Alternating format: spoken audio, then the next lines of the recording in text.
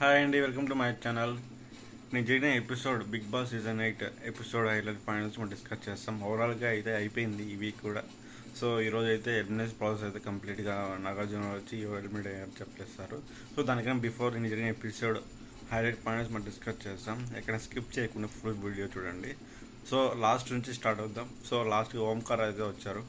So iSmart జోడీ అనే show అయితే స్టార్ట్ కాబోతుంది. ఎందుకంటే already Big Boss season next వీక్తో క్లోజ్ అయిపోతుంది కాబట్టి ఇస్మార్ట్ జోడీ స్టార్ట్ కాబోతుంది. ఆ షో ప్రమోషన్ కోసం ఓంకార్గా బిగ్ బాస్ హౌస్లో వచ్చి కొంచెం ఫన్నీ డ్యాన్స్ చేపించి ఇస్మార్ట్ జోడీనిగా నవీల్ తర్వాత పేర్నని ఎంపిక చేసి వాళ్ళకి ఇష్టమైన ఏ కావాలో కోరి ఫుల్ఫిల్ చేసేందుకు వచ్చారు.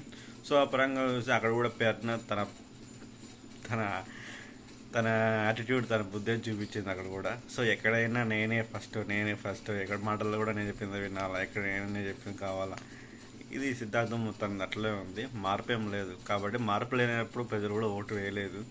సో ఈ వీక్ అయితే పేరున అయితే ఎలిమినేట్ అయిపోతుంది షూర్గా.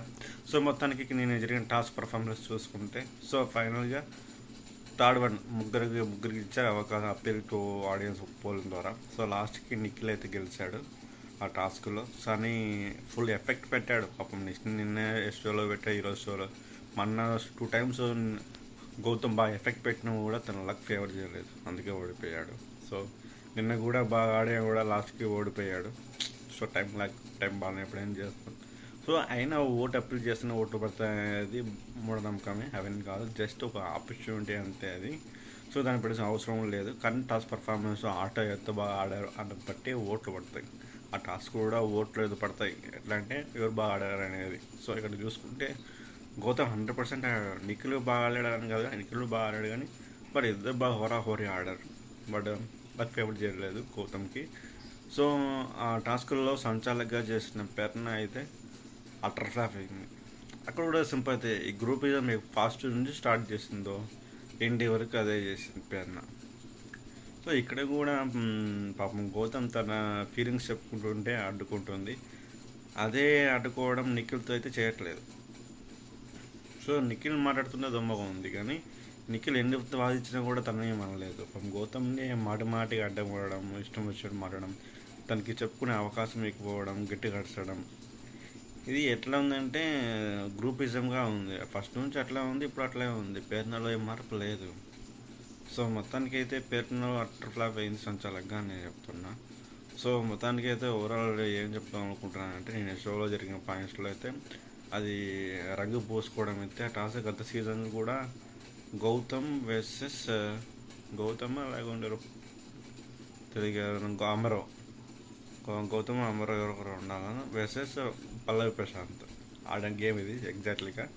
సో దానిలో అయితే పల్లవి ప్రశాంత్ గెలిచాడు. సో దీంట్లో అయితే నిఖిల్ గెలిచాడు, కానీ బాగా పోరాడినాడు గౌతమ్. సో ఏం చేద్దాం, ఏదన్నా ఎంకరేజ్ ఇప్పుడు చాలామంది ఇప్పుడు ఉన్న 7 మందిలో 2 తప్ప అందరూ ఎవరు ఎంకరేజ్ అయిపోయినా గౌతమ్ బాగా ఆడుతున్నాడు.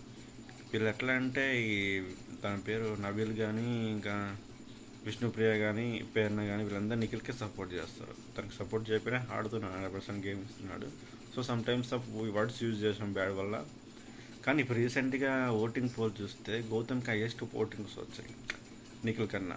సో ఇదే కొనసాగితే మాత్రం నిఖిల్ బిగ్ బాస్ సీజన్ 8 గెలవకపోవచ్చు అని ఒక పాయింట్లో అనిపిస్తుంది. కానీ అతనికి చెప్పలేం ఇప్పుడు ఎట్లా అంటే ఎట్లయితే ఓట్లు అంటే అఫీషియల్ ఓట్లు బట్టి చెప్పలేం కదా, ఏదన్నా రియల్ ఓట్ల బట్టి చెప్పగలుగుతాం.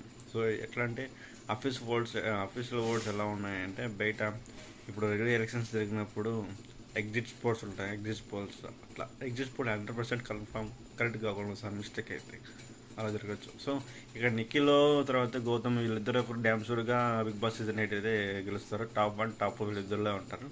సో మొత్తానికి అయితే నేను చెప్పిన ఎపిసోడ్ హైలైట్ పాయింట్స్ అయితే ఆ టాస్క్ అయితే హైలైట్ ఆడారు ఇద్దరు బాగా. ఒకడు కొట్టుకునే స్టేజ్ వరకు వెళ్ళారు.